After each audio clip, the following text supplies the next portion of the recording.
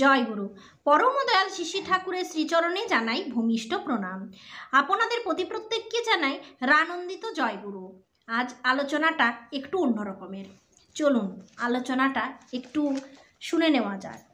শীতের সকালটায় একটু বেড়াতে বেরিয়েছি, এটা লিখছেন দেবীপ্রসাদ মুখোপাধ্যায়। আর পুরো চ্যাপ্টারটার নাম হচ্ছে শীতের সকাল। নিরামিষ আর আমিষ নিয়ে পুরো ঘটনাটা একটু ভালো করে শুনুন। পরমদয়াল শিশি ঠাকুর আমাদের বললেন, মাছ মাংস খাসনে আর পেঁয়াজ রসুন মাদক ছাড়। শীতের সকালটা একটু বেড়াতে বেরিয়েছি, এখনই সূর্যোদয় হবে। পূবের আকাশ লাল হয়ে উঠেছে, বেড়াতে বেড়াতে গাটাও একটু গরম হয়ে উঠেছে। মনের স্ফূর্তিতে একটা গানের কলি গুনগুন করে গাইতে গাইতে এগোচ্ছি। এমন স্নিগ্ধ নদী কাহার, কোথায় এমন ধূম্র পাহাড়। রাস্তার মোড়টা ঘুরতেই হঠাৎ পড়বি তো পড় একেবারে পণ্ডিত মহাশয়ের সামনে। একখানা লাঠি হাতে তিনিও বেরিয়েছেন প্রাতঃভ্রমণে। পণ্ডিত মশাই শুনে ফেলেছেন আমার গানের শেষ কথাটি, তাই ওটা উল্লেখ করে হেঁকে বললেন, কি হে ধূম্র পাহাড়, কোন দিকে যাওয়া হচ্ছে? মুখ কাচুমাচু করে উত্তর দিলাম, এই একটু বেড়াতে বেরিয়েছি আর কি। পণ্ডিত মশাই তখন ভ্রমণ সেরে ব্যবসায় ফিরছিলেন। বললেন, বেশ বেশ, একটু হাঁটাচলা করা ভালো, আর খাওয়া দাওয়ার দিকটা একটু নজর দিও, দেখবে শরীরটা ভালো থাকবে, মনেও আনন্দ পাবে। কথা শেষ করে পণ্ডিত মশাই বাসার দিকে এগোচ্ছিলেন। আমাকেও ডাক দিলেন, চলো হে শ্রীমান, গল্প করতে করতে বাসার দিকে যাই। অত্যধিক স্নেহপ্রবণ এই বৃদ্ধ পণ্ডিত মশাইকে অবহেলা করার মনোবৃত্তি বা সাহস আমাদের কারোই ছিল না। গ্রামের অনেক পরিবারই প্রায় 3 পুরুষ ধরে এর ছাত্র, তাই সবার উপরেই স্বাভাবিকভাবে চলতো তার কথার দাবি। তাই তার সঙ্গ ছাড়তে পারলাম না। ব্যক্তিগতভাবে আমার একটু বিশেষ লোভ ছিল এই প্রবীণ ব্যক্তিটির উপর। অসাধারণ তার পড়াশোনা, স্মৃতিশক্তি এই বয়সেও অত্যন্ত তীক্ষ্ণ। সেই জন্য স্কুল থেকে বেরোবার পর তার কাছে মাঝে মাঝে বসি, নানা প্রশ্ন করি, উত্তরও পাই মনের মতন, অকাট্য যুক্তিপূর্ণ। এখন খাওয়া দাওয়ার কথা তুললেন বলে হাঁটতে হাঁটতে প্রশ্ন করলাম, আচ্ছা আপনি তো খাওয়া দাওয়ার দিকে নজর করতে বললেন, কিন্তু আজকাল কি পাওয়া যায়, কোনটাই বা খাই? প্রশ্ন ভালো করে শুনুন, কোনটা পাওয়া যায়, কি খাই? খাই মনে রেখো, নিরামিষ খাওয়াটাই কিন্তু ভালো। আমাদের এই শরীর বিধানে মাছ মাংস খাওয়াটা ঠিক উপযুক্ত নয়। পণ্ডিত মশাই এই উত্তরটা ঠিক মনের মতন হলো না। পৃথিবীর কোটি কোটি মানুষ মাছ মাংস খেয়ে বেঁচে আছে আর বড় বড় কাজও তো করছে। তাদের শরীরে যদি কোনো ক্ষতি না করে, তাহলে আমাদেরই বা করবে কেন? এই প্রশ্নটা শুধু মানে ওই ব্যক্তির নয়, ওই আমাদেরও, যে ওদের মাছ মাংস খেয়ে ওরা বড় বড় কাজ উদ্ধার করে নিচ্ছে, আমাদের মাছ মাংসটা কেন খাওয়া অপরাধ, আমরা কেন খেতে পারবো না? উত্তর শুনুন, ওরে হতভাগা, তাদের ক্ষতি করে কিনা তার খোঁজ কতটুকু রাখিস? ক্ষতি করা যার স্বভাব, সে ক্ষতি করবেই। মাছ মাংসে প্রোটিন আছে এই কথা বলবি তো? তবে শোন, পাঁঠার মাংসে প্রোটিন আছে 25.2 গ্রাম, মাখনে কত আছে জানিস? 80.8 গ্রাম। কই মাছের প্রোটিন হলো 14.8 গ্রাম, ফ্যাট আছে 8.8 গ্রাম। আর চিনেবাদামের প্রোটিন কত শুনবি? 28.68 গ্রাম, আর ফ্যাট 40.1 গ্রাম। বলেন কি? তবে আর বলছে কি, মাছ মাংস খেলে আরও একটা ক্ষতি হয়, এটা অনেকেই জানে না। টক্সিন নামে এক রকমের বিষ আছে, জান্তব আহার্যের ভিতর দিয়ে সেটা আমাদের শরীরে ঢুকে যায়, তার থেকে নানা রকমের অসুখ বিসুখও করে। তার প্রমাণ কি পণ্ডিত মশাই? প্রমাণ জোগাড় করতে তোমাকে বেশি দূর যেতে হবে না, শুনুন তাহলে। আমিষ খাওয়া লোক কোনো ঘাসের উপর যদি প্রস্রাব করে, তো কিছুদিন পর দেখবি ওই ঘাসগুলো একেবারে জ্বলে গেছে, তার প্রস্রাবেও বিষক্রিয়া থাকে। কিন্তু নিরামিষ খাওয়া লোকের প্রস্রাবে ওটা থাকে না। একটু লজ্জা ঘেন্না বাদ দিয়ে যদি আরও একটা পরীক্ষা করতে পারিস, তাহলে দেখবি আমিষ আহারী যারা, তাদের কারো কারো প্রস্রাবে বিকট দুর্গন্ধ হয়। বলে পণ্ডিত মশাই নাক ছিটকালেন, তারপর আবার বলে চললেন, কিন্তু নিরামিষাশীদের কখনো এমনটা পাবি না। নিরামিষাশীরা স্বভাবতই একটু ভীরু দুর্বল প্রকৃতির হয় পণ্ডিত মশাই। নেহাত গোবেচারী ভালো মানুষ, তেজের কাজ সাহসের কাজ করতে হলে নিরামিষ আহারে চলে না, আমিষ খাওয়ার দরকার। তাই নাকি? তাই তো দেখি সর্বত্র। দেখুন না, জীবজগতেও যারা নিরামিষাশী শাক পাতাই খায়, যেমন গরু, ছাগল, উট, ভেড়া ইত্যাদি, এরা কেমন নির্বীর্য কাপুরুষের মতন। কিন্তু সে তুলনায় একটা বাঘ আর সিংহ বিক্রমশীল, ক্ষিপ্র, দ্রুতগামী। হঠাৎ পণ্ডিত মশাই থমকে দাঁড়িয়ে আমার দিকে প্রখরভাবে চাইলেন, তারপর গম্ভীর স্বরে বললেন, ও এই জ্ঞান নিয়ে বিদ্বান হয়েছ? বিষয়ের সবটুকু বিচার করার ক্ষমতা রাখো না? নিরামিষাশী জন্তুর মধ্যে শুধু ছাগল গরুই দেখেছ? গরিলা, হাতি, বুনো মোষ এসব দেখনি? এরা তো শুধু শাক পাতা ফল ছাড়া কিছুই খায় না।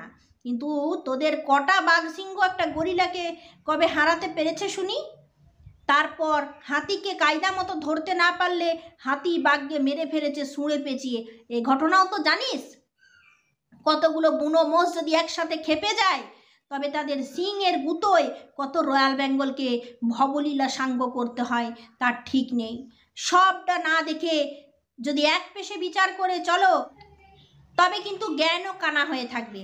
একদিক সামলাতে যে আরেক দিক বেসামাল হয়ে যাবে, কিছুতেই কোনোটা ঠিক মতো বুঝে উঠতে পারবে না। কথা বলতে বলতে পণ্ডিত মশাইয়ের বাড়ির সামনে এসে গেছি তা খেয়াল হয়নি। এক মনে ওর কথাগুলো ভাবছিলাম, হঠাৎ ওর ডাকে চমক ভাঙলো, এসো, চলে এসো। কাজের তাড়া তো নেই। সামনের পূবের বারান্দায় রোদ এসে পড়েছে। পণ্ডিত মশাই বারান্দায় উঠে ইজি চেয়ারে বসলেন। বাবা ছাড়া পেয়ে পণ্ডিত মশাইয়ের ছোট মেয়েটি গড়গড়ায় আগুন ভরা কলকে দিয়ে গেল। কাছে একটি মোড়া দেখে আমাকে বসতে বললেন। তাকিয়ে তাকিয়ে লক্ষ্য করে গড়গড়া সেবনরত জ্ঞানবৃদ্ধ মানুষটিকে ভাবছি কিসের জোরে উনি আজ এত কথা বলছেন। দুনিয়ার অধিকাংশ লোক, এমনকি বড় বড় ডাক্তাররা পর্যন্ত যেখানে মাছ, মাংস, ডিম খাওয়ার প্রেসক্রিপশন দিচ্ছেন, সেখানে উনি নিরামিষ আহারের সমর্থনে কতটুকু বা দিতে পারবেন? এমনভাবে তাকিয়ে থাকাটা লক্ষ্য করেছেন পণ্ডিত মশাই। বললেন, কি দেখছো? নিরামিষ খেয়ে কতখানি শক্তি সঞ্চয় করেছি। তাই আমার এই 75 বছর বয়সে গায়ের চামড়া এখনো 35 বছরের যুবক। তোমার থেকে শক্ত, দেখো কেমন মসৃণ, বলে হাতটা এগিয়ে দিলেন। আমার কোনো চর্মরোগ নেই কেন জানো? আমি খাদ্যের সঙ্গে রোগটাকে আমদানি করি না। ওই মাছ মাংসের মধ্যে দিয়ে খারাপ খারাপ রোগ ভেতরে ঢোকার সম্ভাবনা খুব বেশি থাকে। এ তো আজকালকার বড় বড় ডাক্তার বৈজ্ঞানিকরাই বলে থাকেন। কিন্তু ডাক্তাররাই তো অসুস্থ অবস্থা বা অসুখ থেকে উঠলে নানা রকম মাছের ঝোল, মুরগির মাংস, সম্ভবত ডিম খাওয়ার কথা বলেন। হ্যাঁ, তা তো ঠিক। হয়তো বেশিরভাগ ডাক্তাররাই প্রেসক্রিপশন তাই করেন। ওইসব খাদ্যের অন্য দিকটা বিবেচনা করার মতনও ডাক্তার আছেন, তার খবর রাখো। আমেরিকায় এ নিয়ে বিশেষ গবেষণা চলছে। ক্যালিফোর্নিয়ার একটা সংস্থা আছে, তার নাম ইন্টারন্যাশনাল নিউট্রিশন রিসার্চ ফাউন্ডেশন। সেখানকার ডাক্তাররা বহু রকমের পরীক্ষা নিরীক্ষা করে বিচিত্র তথ্য উদ্ঘাটন করেছেন। তারা বলেন, আমিষ আহার করলে রোগ হওয়ার সম্ভাবনা বেড়ে যায় 10 গুণ। সমস্ত জীব মেরে কেটে খাওয়া হয়, তারা তো একেবারেই রোগমুক্ত নয়। এমনকি তাদের খাদ্যের মধ্য দিয়ে দুষ্টু জীবাণু যে তাদের দেহে বাসা বাঁধে, তারপর তুমি তাকে যতই গরম জলে ফুটিয়ে সেদ্ধ করো না কেন, সবটা যায় না। কেন? কোনো কোনো জীবাণু মরেই না। পরে যখন সেটা খাওয়া হয়, তখন সাথে সাথে ওই রোগের জীবাণুটিকেও গলাধঃকরণ করা হয়। এইভাবে যক্ষ্মা, ক্যান্সার, মারাত্মক অনেক রোগ শরীরে প্রবেশ করে। নিরামিষ আহার করার ফলে এটা দেখা গেছে পরীক্ষা করে 97% করোনারি অ্যাটাক এড়ানো যেতে পারে। এই তো শারীরিক মোটামুটি কটা কথা বললাম। মাংসাহারে আরও কি হয় দেখো, বলে পণ্ডিত মশাই গড়গড়ার নলটি রেখে ঘরে গেলেন। একটু পরে বেরিয়ে এসে একটি পত্রিকার বিশেষ একটি স্থান বের করে আমার হাতে দিয়ে বললেন, পড়ো।